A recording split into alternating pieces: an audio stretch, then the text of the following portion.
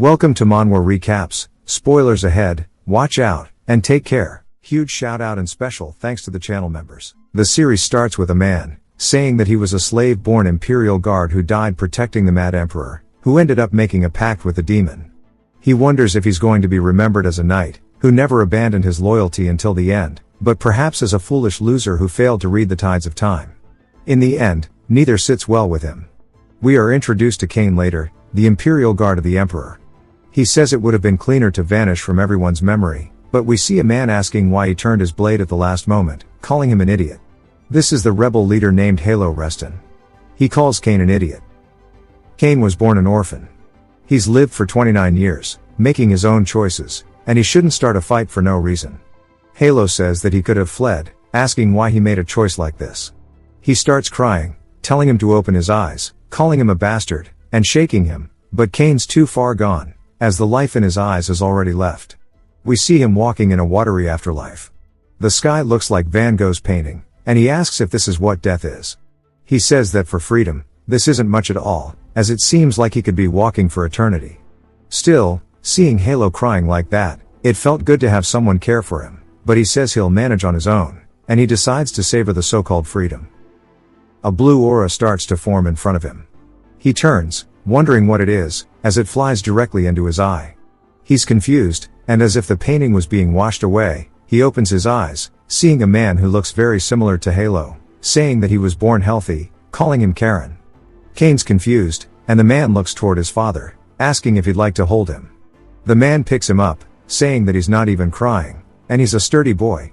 Cain is still trying to think about what's going on, and the man tells him to grow strong and healthy, saying he can't wait to see what his youngest grandson does. Karen recognizes him as Halo, saying it is definitely him, he's just old and wrinkly now. Cain starts crying, and Halo says he didn't mean to make him cry. Cain tries to understand, asking if he really became Halo's grandson. It jumps to some time later, and we hear a man saying that the knight, Cain later, who met death alongside the emperor 45 years ago, though he could not stop his lord from straying onto a wrongful path, has come down to them as a symbol of unwavering loyalty, standing by his legion till the end.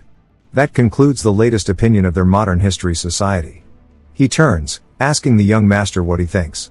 We see Cain asking what his view of it is. The professor says he thinks the Grand Duke simply wished to restore his friend's honor. After all, the story that Duke Halo and Lord Cain were friends is well known. Cain asks if he really thinks that's the case, and the professor asks what he means. Cain says that he thinks his grandfather holds a grudge against his dead friend, and that's why he's deliberately gilding his name. He was reborn as Karen Reston, third son of Halo, and the only child of Count Pale. The professor asks what he's talking about. Cain says that because his grandfather, rather than joining him on the road to revolution, can't accept that regardless of Cain's will, which is to have a quiet death, not to be called a hero. The professor asks what he means by a quiet death, saying of course there are records that the duel between the two of them ended far too quickly for men of such skill, those only hearsay. If he supposes that Cain chose death instead of joining his friend in a fight to the death, or in a revolution, it becomes reasonable, but he can't believe such a claim was made by a 10-year-old. Cain asks what he thinks. The professor says that if he agrees with that opinion, the dukedom's knights might charge him with blasphemy and kill him.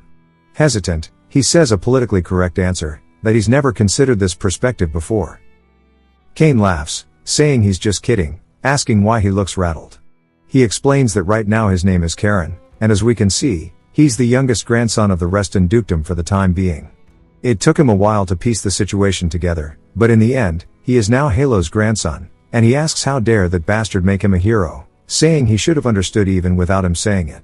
We see his father kneeling, and Cain introduces him as Pale, Halo's youngest son, and that he is his father. Cain clears his throat, and Pale asks if his lesson is over. He says yes, asking if he was praying again, and if he's still worried about his awakening ceremony. His father is surprised he could tell, and apologizes. Cain asks what he's sorry about, and his father says that unlike his two uncles, he never awakened magic power, so he worries he might have passed down that burden to him. Cain puts his hand on his father's shoulder, and says no matter what anyone says, he's the greatest father to him. His father feels touched, hugs him, saying he's the greatest son, and pinches his cheeks. He asks what he'd like for dinner, and of course, Karen says meat. That night, he's laying in bed throwing a rock into the air, thinking about the awakening ceremony. He remembers Halo talking to him about it, and how it's a family ritual to unlock innate magic power. Kane says that means it's something you're born with, like a silver spoon, and he couldn't care less. Halo tells him not everyone can awaken, and even if he does, it doesn't mean he qualifies to become head of the family. Besides, there's said to be a secret passed down only to the head. Kane, curious, asks what it is, if it's a treasure or a grimoire. Halo says if it's something like that, he might be interested. Kane says only a little, but he'd like to live quietly somewhere remote. Halo laughs, and Kane asks if he's mocking his modest dream, reminding him he has a weapon in his hand. Halo says fine, when he becomes head, he'll tell him the secret. Kane says the ritual doesn't matter anymore. As he starts to release a blue aura, he tells his father not to worry, as he's already finished his awakening, and we learn it's been done for a while. The next day in town, his father asks if he's amazed, and Karen says yes, as it's his first time on a train. His mother says much of the technology used was possible, thanks to his father's sponsorship. Karen says he knew it, but Pale says his wife is just flattering him. She says that even if he says that, it's truly great, and he knows it. Karen says of course, and tells his father he's proud of him, and it's true.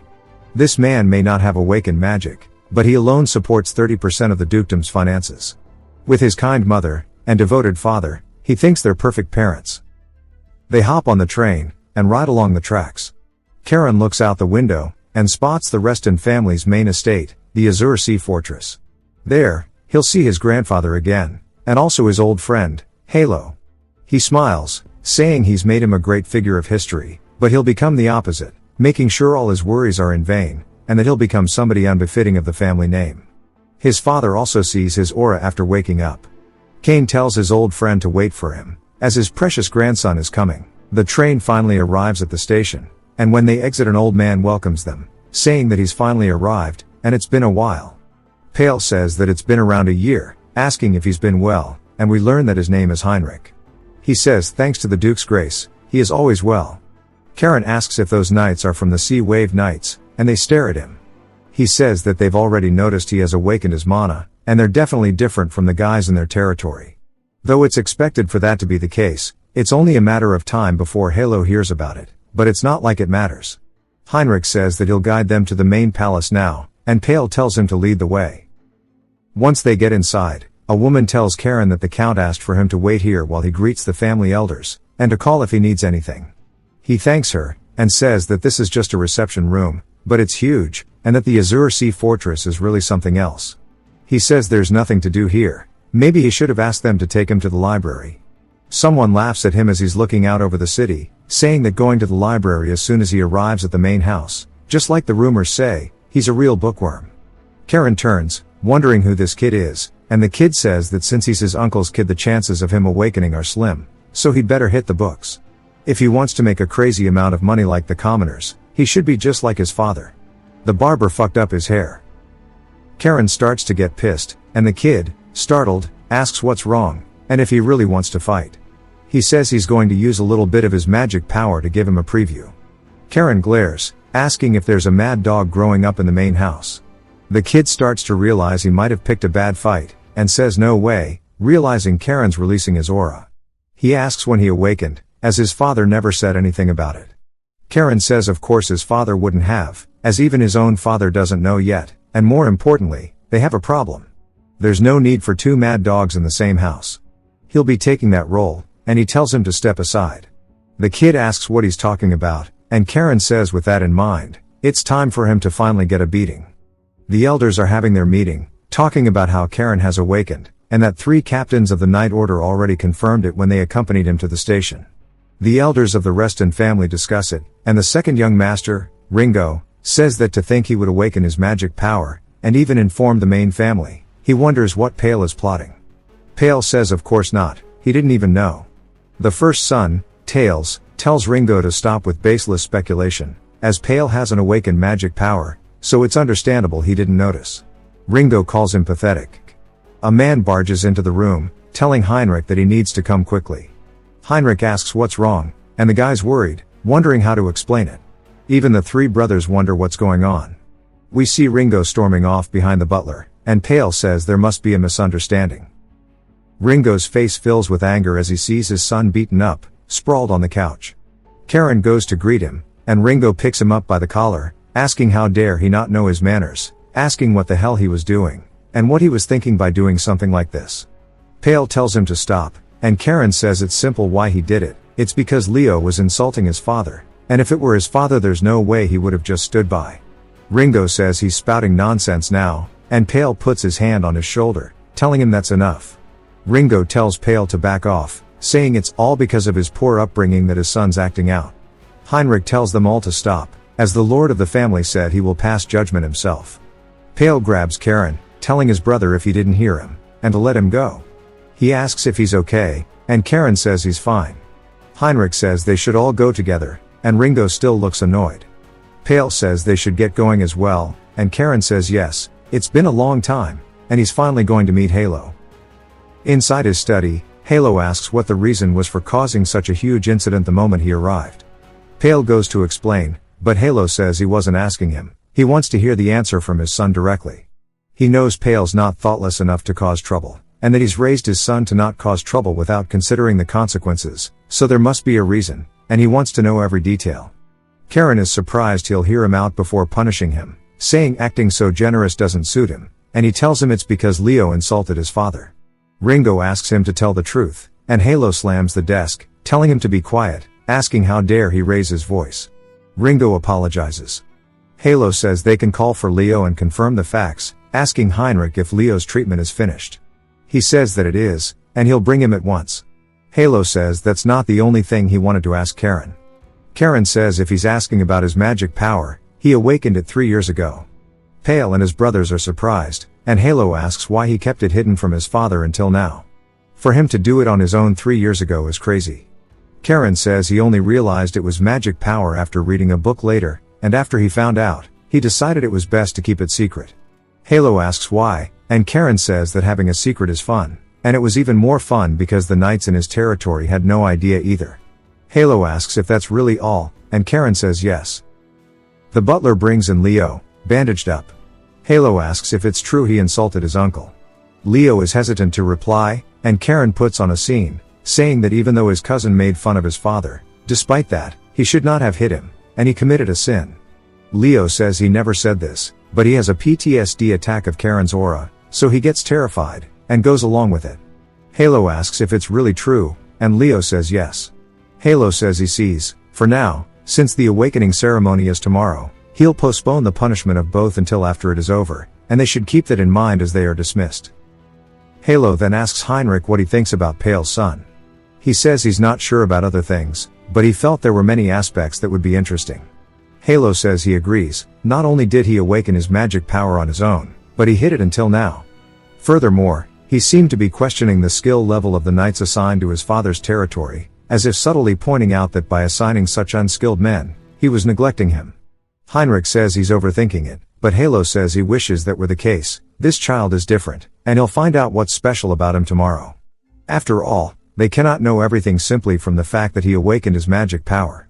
Whether he completes the awakening ceremony safely tomorrow, or if he doesn't, what he'll obtain there, he's extremely curious to find out. It takes us into the forest outside the city, and we see an altar. This must be where the ceremony will take place. The next day, at night, we see everybody in the family walking into the forest. Karen says the elders of the Reston family, although retired from active duty, he can sense that they are all incredibly skilled, and that Tails, the eldest son of Halo, and his daughter Leon are here, as well as Ringo and his second son Leo. For the whole family to be making such a fuss, it must be more important than he thought initially. They now stand before the altar, and Karen stares at it, asking if that is the Stone of Oath. Halo says it's time to begin, and that when he passes through the rift opened by the stone, beyond it a world the Stone of Oath shows him will unfold. They say that the world shown by the Stone of Oath is different for every person, and the ceremony will end when he uses the weapon he obtains there to destroy the world. Karen says he's ready, and Halo just stares at him, before deciding that it's time. He raises the amulet, wishing him good luck. As it starts to form a connection with the Stone of Oath, it unleashes a rift that looks as if the world therein is some kind of simulation, the way it loads in, but time and space itself starts to rip apart. The pressure is enough to make them brace themselves for it. Halo asks him what he's doing, and if he's scared. Pale asks if he's okay, and Karen says he'll be right back. He's supposed to use the weapon he gets from the world beyond to destroy it, and that'll be easy, since destroying things was always his job. As he enters, Halo looks proud, but warns him to overcome his fear. Karen enters the Matrix. The rest all stare, and when he is teleported inside, Karen is seen as the emperor of the empire he used to serve. During the day of the revolution, Karen wonders why this is what he's seeing, and of all places this is what came from his memories. It's trying to make him feel guilty by showing him his innocent comrades. As they get closer to the throne room, he hears a voice saying that his world is cruel and desolate, calling him the child of the blue wolves. They say that the time of the covenant has come, so they shall fulfill what was made with his ancestor. The door opens, and he asks if it's a demon. The voice continues, saying that the blood that flows in his veins cannot be invaded by a mere lowly demon, so he needs to overcome his fear, and ascend to the throne. He pushes past the gates, and the voice says that what he desires is in here. When he enters, he says it's been a while, and it looks like there's something on the throne. A throne the emperor wanted to protect so much that he even made a deal with the demon. He didn't know that his comrades and he died because of that, and it feels like he's walking on their corpses just to reach here. The voice continues, saying that the child who received the blessings of the cold North Sea, though his soul has been lost, has finally arrived, and on behalf of the Blue Clan, it welcomes him. The sword that he used when he was Kane, the sword the emperor bestowed upon him, is here, a demonic sword called Ruin. The voice tells him to infuse his mana into it, and he says that's a demonic sword that eats the user's soul. The voice tells him that the evil thoughts that dwelled in it were extinguished by his grandfather, and what he's seeing is merely a distorted form placed by a demon. The voice tells him to awaken it once more, saying that only he can do it. He wonders if it's okay for him to touch it, saying he might return to his past self due to countless lives obeying the emperor's orders. He then recalls his grandfather's words, telling him to overcome his fear. Now he realizes what it is, saying he was being unusually kind. The true purpose of this ceremony isn't just to obtain a weapon, but for the family heir who has awakened the azure clarity to overcome the source of his fear. He grabs the sword, saying if that's the case, there's only one thing left to do. He starts to infuse his mana into it, and when he does, he's teleported to the depths of an ocean. He asks if this is the azure clarity. The sword begins to change form from a demonic sword back to a normal one. He says he doesn't know why the sword met him in such a form, but that sword is the original sword of his progenitor, Rael. The sword his grandfather took is also a progenitor's sword, but unlike his grandfather's, the reason this sword was not even recorded in historical text is because the power it possesses is extremely different from his family's. He starts to get overcome with the feeling of it. He sees it surging through his body, and when he comes to, he asks what this is. The voice tells him to endure it, as the mana within the sword is being engraved into his body. He says the mana energy flowing into his body has become more intense, and for the sword to have such an effect, it's incredible. He asks the voice what the real name of the sword is. The voice tells him that it is a sword that has to be wielded against demons, devouring their powers. A sword that even demons feared, and that its existence was erased from their memory. A sword born from the deep sea of the north, a place dark yet pure. It is the execution sword, the guillotine. That is the true name of this blade. He stares down at it, and the voice continues, saying that it is a sword that resembles the deep sea's darkness, and that it suits his destiny well. He asks who the voice is, saying that judging by the way they call themselves part of the clan, they must be the Blue Dragon, their family's guardian. The voice says that he doesn't have the name to handle their true name yet, and if he can one day dominate the sea with his power, then to come find them in the North Sea. Karen thinks about it, and seems annoyed, but then asks how he gets out of here. The voice says that he should already know, and he asks if it really is just as simple as breaking it. He says he's always wanted to try breaking the throne, and he starts to infuse his mana into the sword before swinging it down. Outside, the air is tense, and Halo can tell that Pale is worried. He tells him not to worry too much. Pale apologizes. Halo says that it must be painful to watch his son walk a path he's never been on, and he knows it's not easy, but that's all the more reason to compose himself. Pale smiles at his father's words, before the Stone of Oath starts to open once more, but it's not only opening, it's starting to break. Halo's surprised as he turns, and once more it starts to have that distorting effect as it pulsates through the forest, and the altar itself begins to break. Halo asks what the hell is going on, then Karen stands before them holding the blade, showing that he really came back. But where the stone went, they don't know. They're still trying to process what happened. Pale starts freaking out, asking what he's done by breaking the stone. Karen starts to get anxious as well, and Halo is surprised because he's staring at the weapon, saying that that's guillotine, and he recognizes it as the blade owned by their ancestor Rael. It was erased from the family's history, passed down only orally to the head of the family and the elders, so why has it suddenly appeared now? He asks Halo if perhaps he's not afraid of the sword, but he wonders if the time of the covenant is approaching. Karen looks down at the blade, and says that he isn't. Halo says that he sees, and long ago their ancestors who could not fulfill the covenant with the blue dragon to annihilate the demons left behind the stone of oath as proof of the covenant, vowing to the future, waiting for the day the one who would carry it out would appear. He wonders if maybe that means Karen is the one to succeed it. Halo raises his hand, declaring that Karen, son of Pale, is a rightful member of the fortress, a direct descendant chosen by the guillotine, and worthy of inheriting the Spirit Sea style. Ringo, still pissed about his son's fucked up haircut, says he can't believe a brat would be the one to receive it. Tails looks chill with it though, more curious about the blade itself, while Pale comforts Karen. Tails says he thought he knew every weapon handed down to their family, but he's never even heard of that sword, and just looking at it sends chills down his spine. He says he recognizes that Pale's son is walking a path he could never tread, but he will not let that sway the variable in their matter of success. Halo says the awakening ceremony is over, and it's time to return. As they start to leave, Ringo yells at his brother, asking if he's going to stand by and watch. Tails tells him they'll have to speak privately soon, and says that even someone overflowing with greed beyond his abilities must be feeling this crisis. They ask if he knew about the sword, and Tails says he did not. Ringo says he cannot possibly understand the situation, wondering why it's Pale's son of all people. Tails says what matters now is that this is not the time to fight amongst themselves. Back at the train station the next day, Pale asks Karen if he'll really be fine being left alone. Heinrich asks if there is any place safer than their fortress. Pale says that's true, and it's safe from external threats, but what he worries about are the internal threats, meaning his brothers. But with his father there, he doubts they would act rashly. Heinrich clears his throat, saying that the one assigned to conduct the Spirit Sea style inheritance for the young lord is none other than Lady Sabina. Pale says he hasn't seen his aunt in a while, but if it's her, he can be at ease.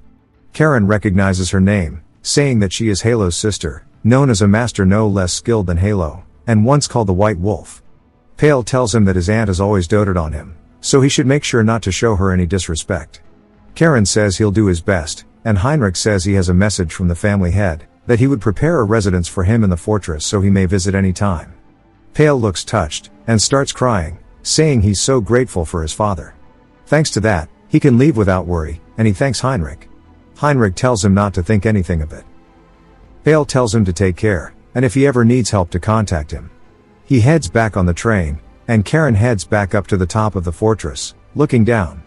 Heinrich tells him they should go, as Sabina is waiting. Karen says that's good, because he can't keep his aunt-grandmother waiting. Heinrich says he wants to offer him a piece of advice, if he may. Karen says of course, and Heinrich says that Sabina dislikes being called grandmother the most, and it would be best to refrain from using that term. Karen says he'll keep that in mind, and thanks him for the advice, but wonders what's wrong with calling a grandmother a grandmother.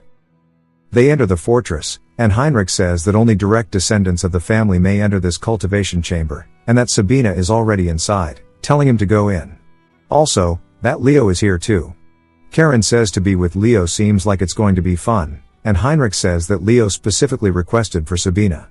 Karen says he'll be heading in then, and as he runs away, Heinrich watches, saying that it will get lively again after a long time. Behind the door, he can sense the aura, and says that he can tell it's serious in there.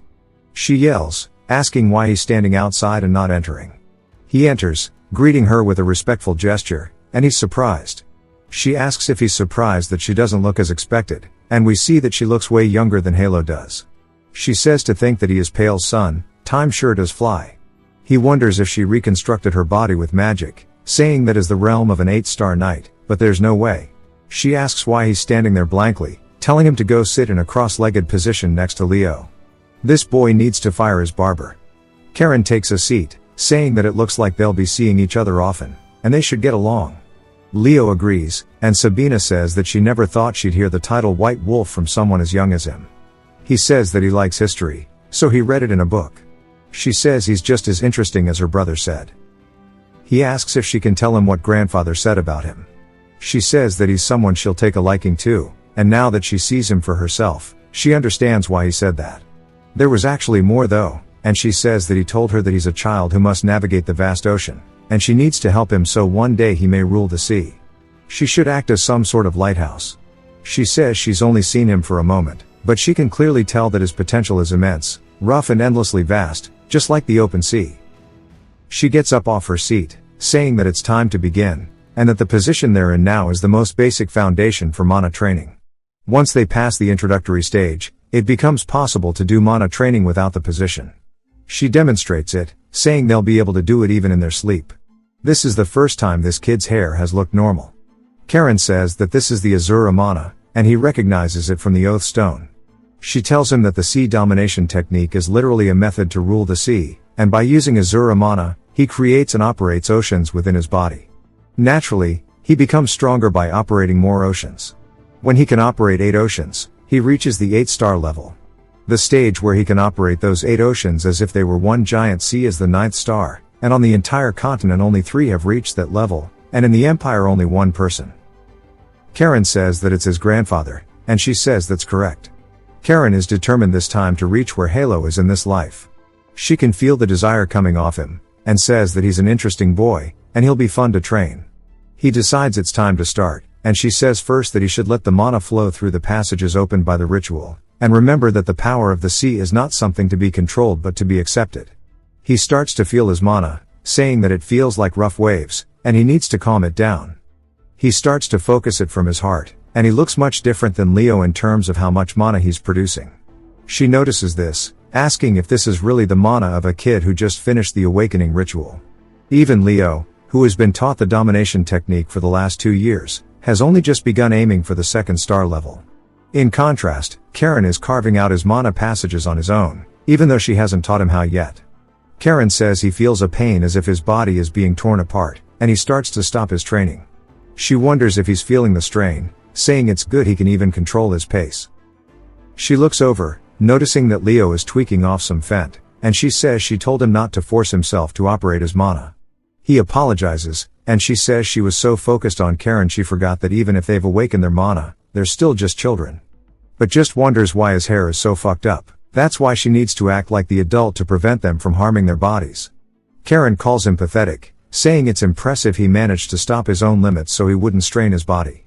At such a young age to have the composure to control himself despite his desire to grow stronger shows how bright her older brother was, but she doesn't think she'll need to act as his lighthouse. She walks over, calling out to him, saying that in 3 years she'll guarantee his safety, and he should focus on building the strength to protect himself. He says okay. Now it's time for practical training, so they head out to where all the other trainees are. Fantasy Saitama is training too. The instructor turns, seeing Leo and Karen walking in. Leo asks if he's really planning on using that sword for training. Karen says of course, as everyone kept saying its aura is menacing, so he's not even allowed to take it out of the scabbard. Leo says that's not what he's talking about. The instructor welcomes the two of them.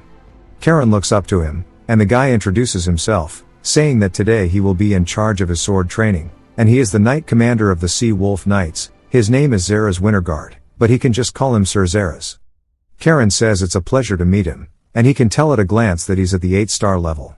Zeras says that he may find this rude, but he will not be addressing them with the title of young master or anything, not until they are acknowledged. Karen says he shouldn't worry about it, as it's more comfortable for him actually, since he's not used to that title anyway. He's well aware that it's a Reston family tradition to earn the respect of the Blue Wolves through skill. Zeras says that's a pretty interesting reaction, since most would find it disrespectful. Leo is no exception, and Leo just wonders why he's catching a stray. Karen stares at him, laughs, saying it won't matter, as they will all bow before his feet. Zeras says that maybe a successor with a proper head on his shoulders has finally arrived, then wonders if maybe someone even worse has arrived, and that he's definitely going to be worse than Leo has ever been. If you've watched till the end, comment, overlooting, to let me know. Subscribe for more videos like this, leave a like or a comment to help the channel out. Thanks for watching.